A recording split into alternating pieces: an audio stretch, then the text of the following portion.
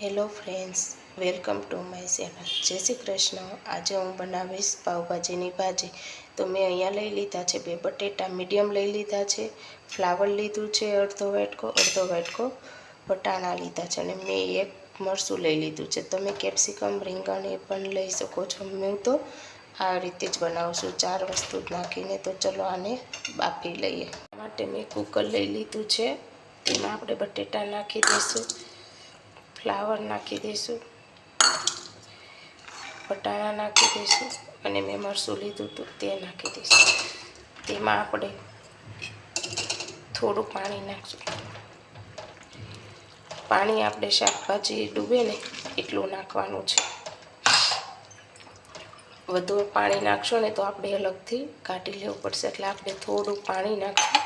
શાકભાજી ડૂબી જાય ને એટલું પાણી નાખવાનું. થોડું મીઠું નાખશું, થોડી હળદર નાખશું. હવે આપણે આને કુકર બંધ કરીને 3 સીટી કરી લઈશું આપણે. તો આપણી 3 સીટી થઈ ગઈ છે કુકરની. તો આપણે તેને શેક કરી લઈએ. બધા શાકભાજી બફાઈ ગયા છે કે નહીં?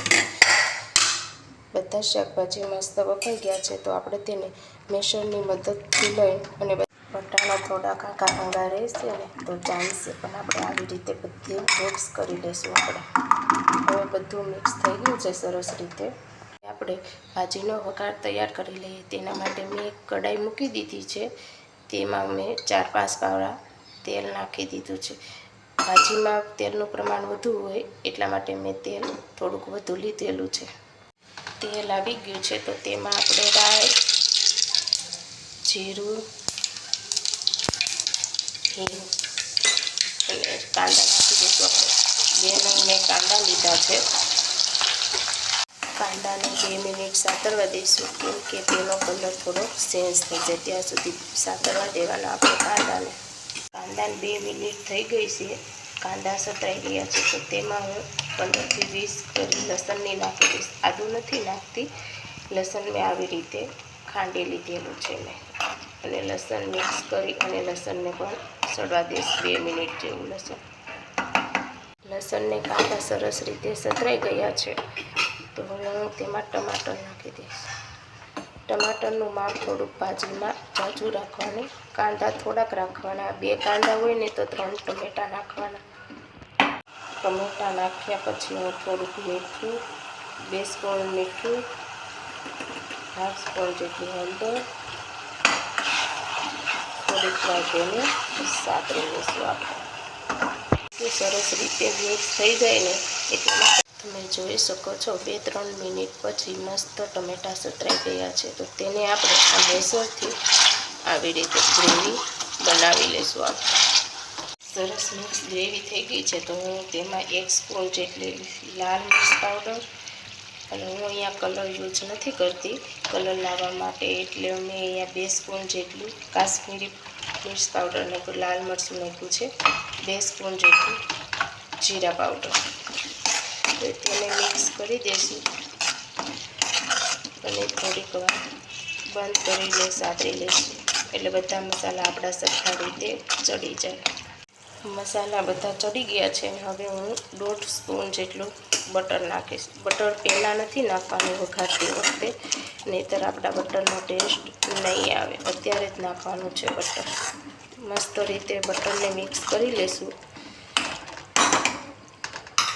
હવે 2 સ્પૂન જેટલું પાવભાજી મસાલો નાખીશું.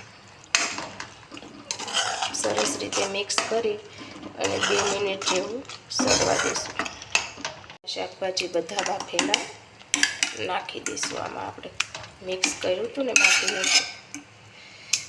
અને સરસ રીતે તેને હલાવી લઈશું. બધું મિક્સ થઈ જાય પછી થોડુંક આપણે પાણી નાખશું. 1 કપ જેટલું મેં પાણી નાખ્યું છે અને હલાવી દઈશું.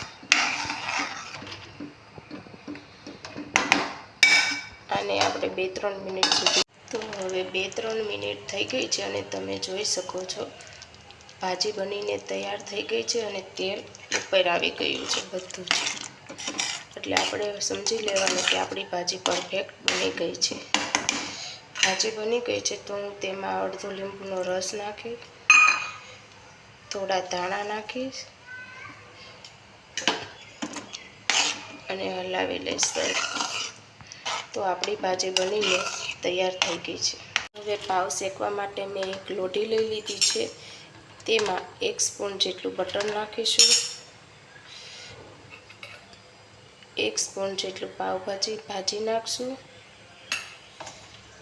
થોડા ધાણા નાખશું અને સરસ રીતે હલાવી દઈશું.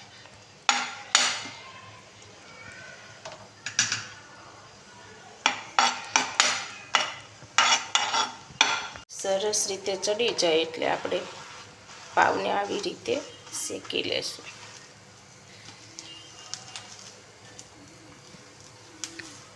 તમારે થોડુંક બટર ઓછું પડે તો થોડુંક નાખી દેજો. ભાજીને એક ડીશમાં સર્વ કરી લેશું. તમે જો આવી રીતે ઘરે બનાવશો ને તો લારી જેવી સરસ અને મસ્ત બનશે ટેસ્ટમાં. તમે એકવાર ઘરે જરૂર બનાવજો. પાવભાજી જોડે કાંદા ટમેટાનું સલાડ ભરી છે.